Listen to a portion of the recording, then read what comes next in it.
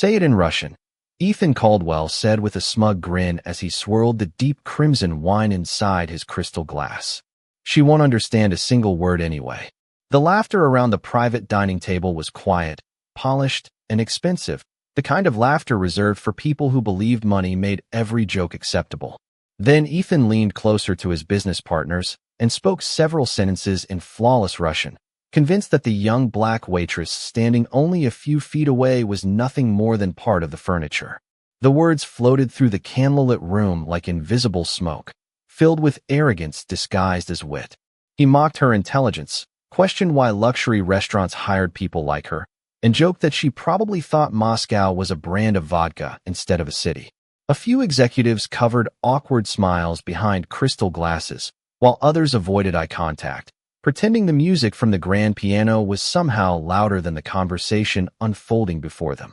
The restaurant itself was one of Manhattan's most exclusive destinations, where reservations disappeared months in advance, and a single bottle of wine could cost more than a family's monthly rent. Golden light reflected across polished marble floors. Soft jazz drifted through the air. Every table shimmered beneath handcrafted chandeliers, and every guest carried the confidence of someone accustomed to getting exactly what they wanted. At the center of it all sat Ethan Caldwell, one of America's youngest billionaire investors, a man celebrated on magazine covers for turning struggling companies into billion-dollar success stories. He understood markets, negotiations, and leverage better than almost anyone in the room. But there was one thing he never bothered learning: respect. Standing quietly beside the table was Naomi Brooks, 26 years old, wearing a perfectly pressed black uniform with a silver name tag that almost no guest ever bothered reading. She moved gracefully from chair to chair, refilling glasses before anyone asked, replacing silverware without interrupting conversations, and carrying herself with a calm confidence that rarely drew attention because people like Ethan rarely looked beyond the uniform. To him, she was simply another waitress working another shift. Invisible, replaceable, forgettable. Naomi neither frowned nor hurried away after hearing every word. Instead, she carefully placed a fresh glass beside one of Ethan's associates, adjusted the folded linen napkin with steady hands, and offered the same warm professional smile she had given every guest that evening. Her composure somehow made the silence heavier. One executive shifted uncomfortably in his seat. Another glanced toward the restaurant manager, expecting someone to step in, but no one moved. The music continued. Forks touched porcelain. Conversations from neighboring tables carried on, completely unaware that something far more significant than an expensive business dinner was unfolding beneath the polished surface. Ethan mistook Naomi's silence for ignorance. That was his first mistake. His second was believing that language belonged only to those with power. As he raised his glass for another toast, convinced the evening remained entirely under his control, Naomi finally stopped beside his chair. She looked directly at him for the very first time that night, her expression calm, her voice measured, and before a single person could take another sip, she answered him in flawless Russian. Naomi's voice was calm enough to disappear into the soft piano music, yet every syllable landed with astonishing precision. In elegant Russian she said, "Sir, I understood every word you spoke. I only waited because I believed you might choose kindness before I needed to answer." Time seemed to pause. Ethan's hand remained wrapped around the stem of his wine glass, but he never lifted it. The smile that had entertained his guests only seconds earlier faded into confusion. Around the table, expressions shifted one by one. One executive blinked twice as if he had misheard. Another slowly lowered his fork onto the plate without making a sound. At the neighboring table, an older couple who had quietly been speaking Russian throughout dinner turned their heads toward Naomi with unmistakable surprise. The gentleman offered the smallest nod, recognizing not only her flawless pronunciation, but also the effortless rhythm of someone who had spent years immersed in the language. Naomi did not raise her voice. She did not embarrass Ethan by repeating his insults in English for the entire restaurant to hear. Instead, she continued speaking in Russian with remarkable courtesy, explaining that every guest deserved respect and every employee deserved the same dignity regardless of the uniform they wore. Then, with a gentle smile that never carried a trace of arrogance, she corrected a subtle mistake Ethan had made while quoting a common Russian expression. It was not a dramatic correction meant to humiliate him. It was the quiet accuracy of someone who simply knew better. The distinction mattered, and everyone fluent in the language immediately understood it. Ethan felt the room slipping away from him. For years, he had mastered negotiations by controlling every conversation before anyone else could. Confidence had always been his greatest asset. Tonight, confidence suddenly became a fragile illusion. Across the table sat Viktor Sokolov, the respected chairman of a technology company based in Eastern Europe, whose investment partnership Ethan had pursued for nearly 18 months. Viktor had remained silent during the entire exchange, carefully observing both people instead of interrupting either one. Now he folded his hands together and looked directly at Ethan before calmly asking in English, "Did you truly believe she could not understand you? Or did you simply hope she would remain silent?" The question carried no anger, only disappointment, and somehow that felt even heavier. Ethan searched for an immediate explanation, but none sounded convincing inside his own mind. Meanwhile, Naomi stepped back exactly one pace, maintaining the same professional posture she had displayed all evening. She asked whether anyone at the table wished to order dessert, as though the conversation had never been about her at all. That quiet grace unsettled the room far more than outrage ever could. Several guests exchanged uncertain glances. Others suddenly found the restaurant much quieter than before. Ethan realized something he had never experienced inside a boardroom, a television interview, or a billion-dollar negotiation. For the first time in years, he was no longer the most respected person at the table, and he had surrendered that position with nothing more than a few careless words. The silence lingered long after Naomi finished speaking, not because anyone expected another argument, but because every person in the room sensed they had witnessed something impossible. The illusion of status had cracked in less than a minute, and nobody seemed eager to be the first to pretend nothing had happened. Viktor Sokolov slowly leaned back in his chair, studying Naomi with genuine curiosity rather than surprise. "May I ask where you learned Russian?" he said politely. Naomi answered without hesitation. "In St. Petersburg, sir. I lived there while my mother worked as a visiting music professor. I attended school there for several years before we returned to the United States." Her answer was simple, free of exaggeration or pride. She did not list accomplishments. She did not mention awards. She merely stated the truth. Viktor smiled warmly. "That explains your accent," he replied. "It is natural. Most people who study the language in classrooms never sound like that." Several guests exchanged embarrassed glances. Only moments earlier they had silently accepted Ethan's assumption that the young waitress standing beside them could not possibly understand an international language. Now they realized they had made the same judgment without ever speaking to her. Ethan remained unusually quiet. His mind searched for a way to recover the confidence that had always carried him through difficult negotiations, but every explanation sounded weaker than the last. He had spent years telling young entrepreneurs never to underestimate competitors. Yet he had broken his own rule because someone wore a server's uniform instead of an expensive tailored suit.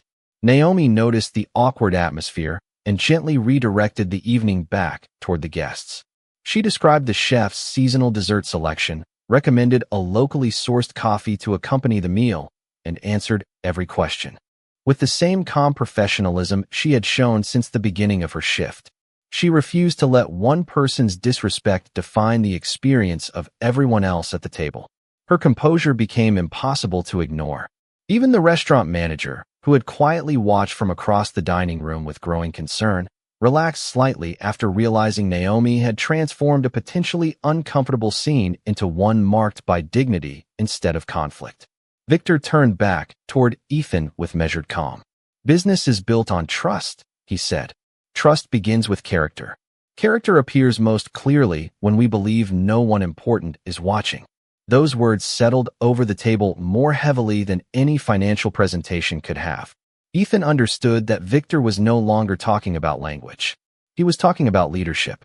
Around the restaurant, conversations gradually resumed, glasses clinked softly, and the pianist continued playing as though nothing extraordinary had happened, yet the atmosphere had changed completely. Naomi excused herself to assist another table, leaving without seeking recognition or applause.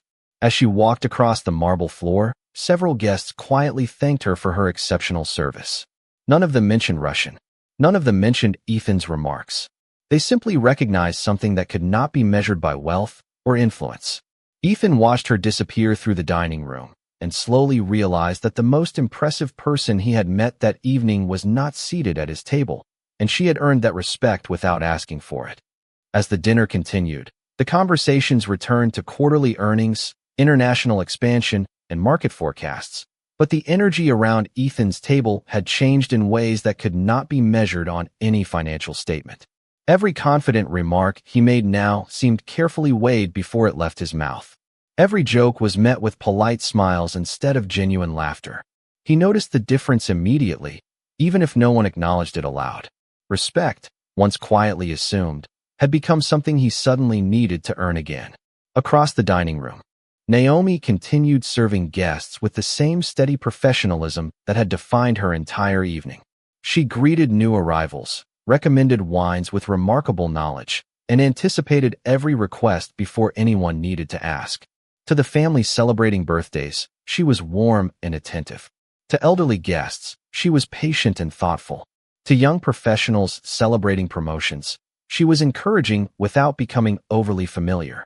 She treated every person exactly the same, whether they arrived in a designer suit or a simple business jacket. Watching from a distance, Ethan began noticing details that had escaped him before. Several regular customers greeted Naomi by name. The head chef stepped out of the kitchen briefly to thank her for helping explain a complicated menu to international visitors. Even the restaurant owner stopped to ask whether everything was running smoothly on her section of the dining room. None of these moments appeared rehearsed. They reflected something far more valuable than status. They reflected trust built over time. Victor quietly observed the same scenes before turning back toward Ethan. "Do you know why I accepted this meeting?" he asked. Ethan assumed the answer involved investment opportunities, emerging technologies, or access to American markets. Victor gently shook his head. Because successful partnerships depend less on intelligence than on judgment. Intelligence builds companies. Judgment keeps them alive. Those words settled heavily inside Ethan's thoughts. Throughout his career, he had evaluated thousands of people within minutes, believing experience allowed him to recognize talent instantly. Tonight exposed a flaw in that confidence. He had judged Naomi before hearing a single complete sentence from her. Worse still, he had mistaken silence for ignorance and humility for weakness. The realization was deeply uncomfortable because it challenged the very instincts that had made him successful. At another table, a young employee training for her first week nervously approached Naomi with questions about serving etiquette. Instead of dismissing her because the restaurant was busy, Naomi patiently demonstrated how to present each course, how to read the rhythm of a table without interrupting conversations, and how to make every guest feel welcome regardless of who they were. She spoke with quiet encouragement, never seeking recognition for teaching someone else. Ethan watched that brief interaction more closely than he expected. Leadership, he suddenly realized, did not always stand at the head of a boardroom. Sometimes it carried a serving tray and quietly helped another person become better. As dessert plates were cleared and fresh coffee filled the room with a rich aroma, Ethan understood that the evening was no longer testing Naomi's character. It was testing his, and for the first time in many years, he was no longer certain he liked the results. Coffee arrived in polished porcelain cups, and the final stage of the evening settled over the restaurant with quiet elegance. Outside the tall windows, Manhattan shimmered beneath thousands of lights, while inside every conversation seemed just a little more thoughtful than before. Ethan wrapped both hands around his cup without taking a sip. His attention was no longer fixed on investment projections or contract details. Instead, his eyes occasionally followed Naomi as she moved through the dining room with the same steady confidence she had carried from the beginning of the night. Nothing about her behavior suggested she believed she had won anything. She laughed softly with an elderly couple celebrating their 50th wedding anniversary, carefully folded a child's napkin into the shape of a swan, and thanked each guest sincerely as they prepared to leave. Every small gesture carried the same quiet respect she had shown even to the man who had treated her unfairly. Victor noticed where Ethan was looking and allowed the silence to linger before speaking again. "There is an old saying my grandfather taught me," he said. You learn who people truly are by watching how they treat someone who cannot improve their position. Ethan slowly looked up. He had heard countless motivational speeches from successful executives, but this sentence reached him differently because it described exactly what had unfolded before his own eyes. No presentation slides, no quarterly report, and no impressive resume could erase what everyone at the table had witnessed. One careless assumption had revealed more about his character than years of business success ever could. Across the room, the restaurant owner approached Naomi with a grateful smile and quietly thanked her for handling a difficult situation with exceptional professionalism. Naomi simply nodded and replied that every guest deserved to leave with a good memory of the restaurant. She never mentioned herself. She never repeated what had happened. She was more concerned with protecting the reputation of the place where she worked than protecting her own pride. That answer surprised the owner almost as much as it surprised Ethan. It would have been easy to seek sympathy or recognition. Instead, Naomi chose grace. The decision left a lasting impression on everyone who overheard it. Ethan finally stood from his chair, smoothing the front of his jacket almost out of habit. The room instinctively noticed the movement. Throughout his career, people usually expected him to leave first, surrounded by admiration and handshakes. Tonight felt different. He walked several measured steps across the dining room until he reached Naomi just as she finished arranging fresh silverware for the next reservation. For a brief moment, neither of them spoke. The sounds of glasses, quiet conversations, and soft piano music filled the space between them. Ethan understood that no amount of wealth could purchase the respect he hoped to regain in that moment. It could only be requested with honesty. He took a slow breath, looked directly into Naomi's eyes, and prepared to say something that had become unexpectedly difficult for a man who had spent most of his life believing he was always the smartest person in every room. Naomi met Ethan's eyes with the same calm expression she had carried throughout the evening, allowing the silence to settle naturally before either of them spoke. There was no anger in her face and no satisfaction at seeing one of the most influential men in the room standing uncertainly before her. She simply waited, giving him the same courtesy she had offered every guest since the restaurant had opened its doors that afternoon. Ethan finally broke the silence. "Miss Brooks, I owe you an apology," he said quietly. "What I said was disrespectful, and there is no excuse for it. I judged you without knowing anything about you. I was wrong." Naomi listened without interrupting.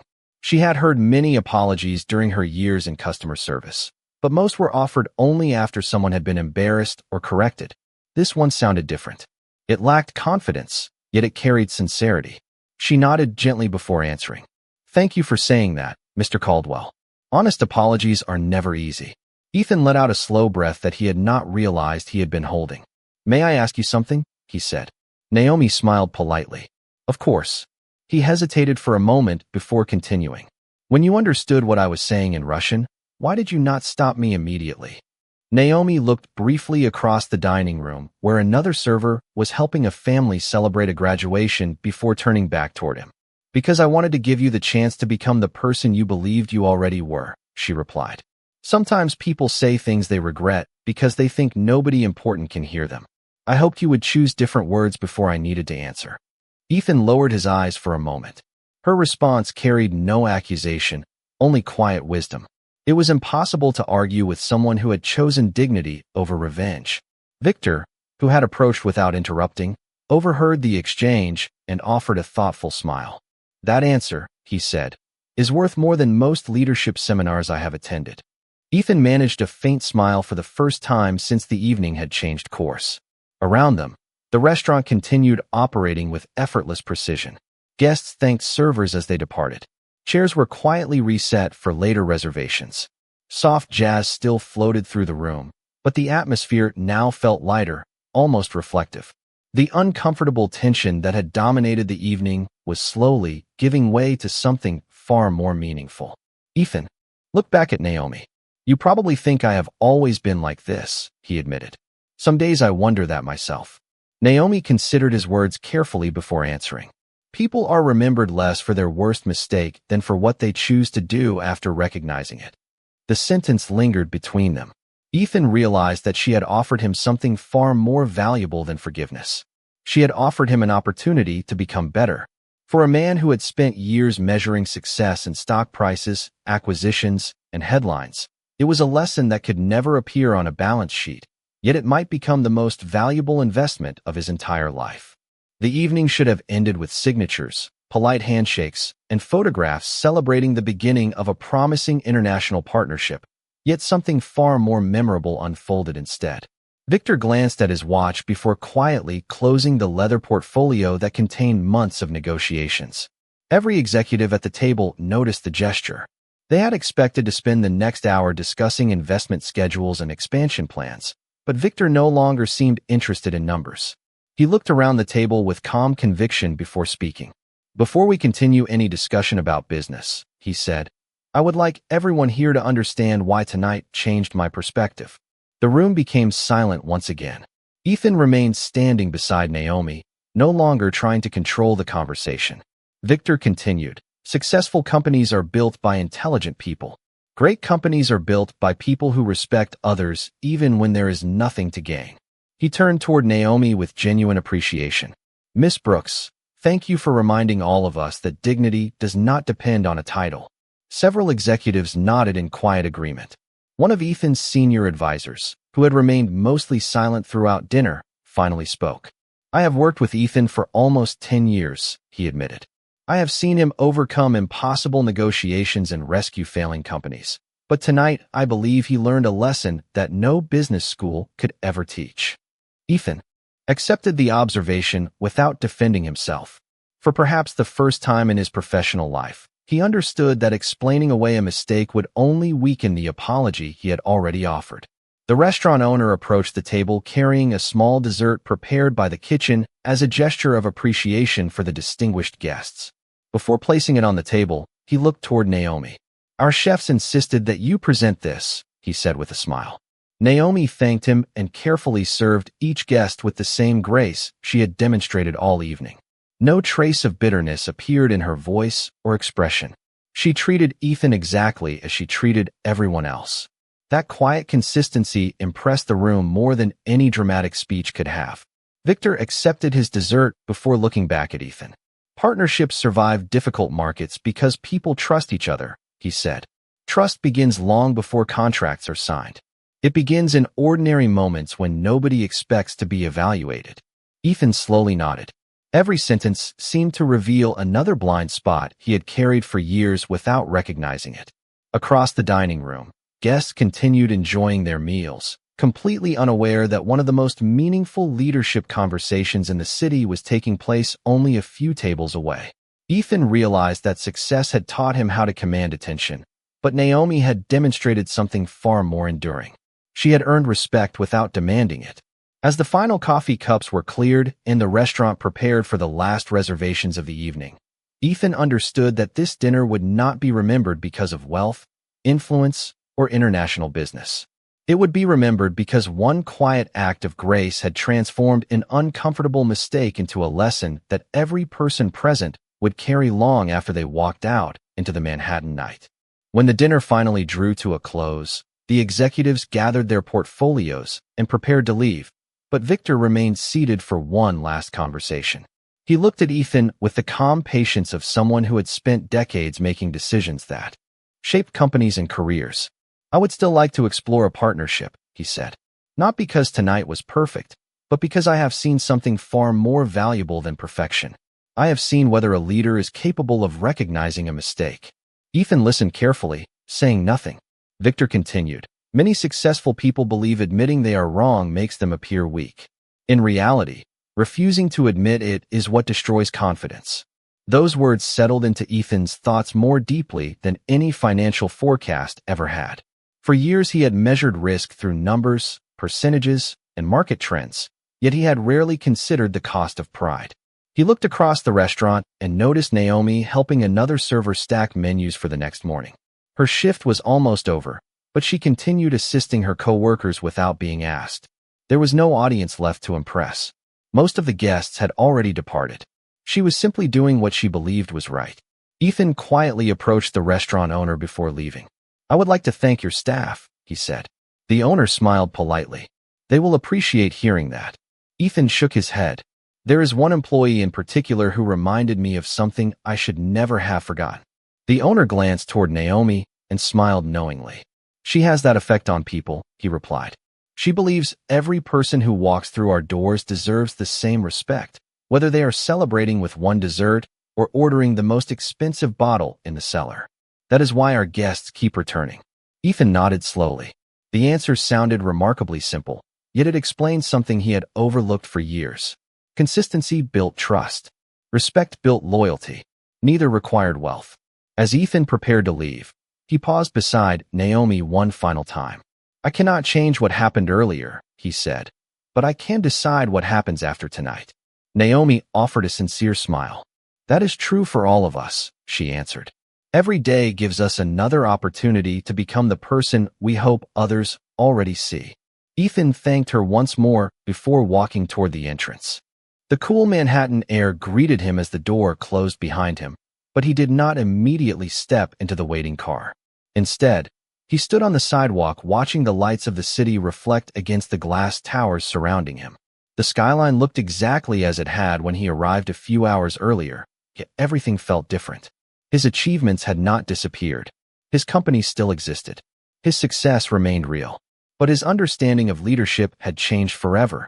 Inside the restaurant, Naomi finished folding the last linen napkin, thanked her coworkers for another successful evening, and quietly headed toward the employee exit. Neither of them realized that the lesson born from one careless moment would continue shaping decisions long after the restaurant lights dimmed, proving that the greatest turning points in life often begin with the smallest acts of humility. Several months passed, and the memory of that evening refused to fade.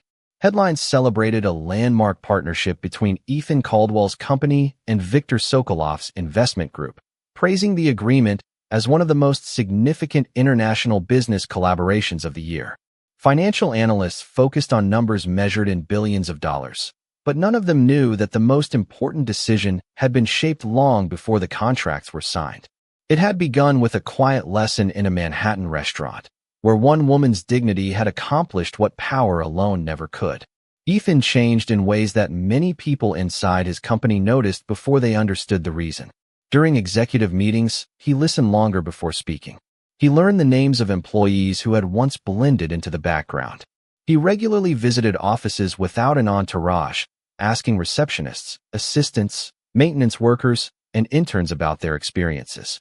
At first, people assumed the changes were temporary, but months turned into seasons, and the new habits remained.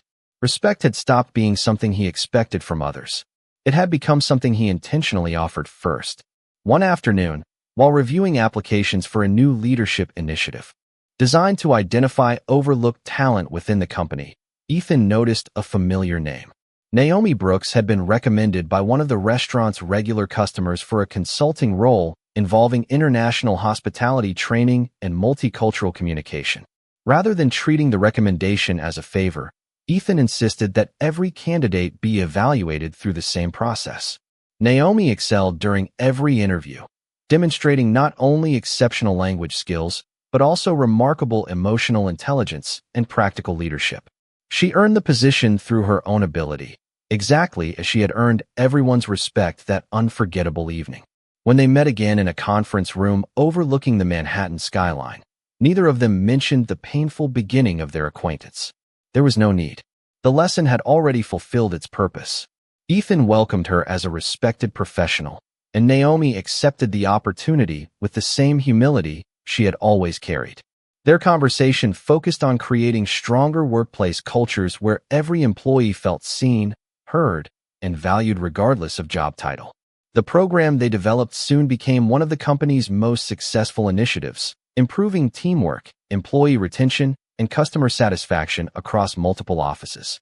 Victor attended the launch event and smiled quietly as he watched both of them address a room filled with executives from around the world. He recognized that the greatest return on any investment was never measured only by profit. Sometimes it appeared in transformed character. Sometimes it appeared in restored trust. As the audience rose in sincere applause, Ethan looked toward Naomi with deep gratitude. She simply returned a modest smile, never claiming credit for changing another person's life. She had never raised her voice. She had never sought revenge. She had never demanded recognition. She had answered arrogance with wisdom, humiliation with dignity, and power with grace. Long after financial reports were forgotten and business headlines disappeared, people continued sharing the story of an ordinary evening that quietly transformed extraordinary lives. They remembered that true strength does not silence others. It listens. They remembered that genuine leadership begins with respect. Most of all, they remembered that wealth can open many doors, but only character determines what happens after someone walks through them.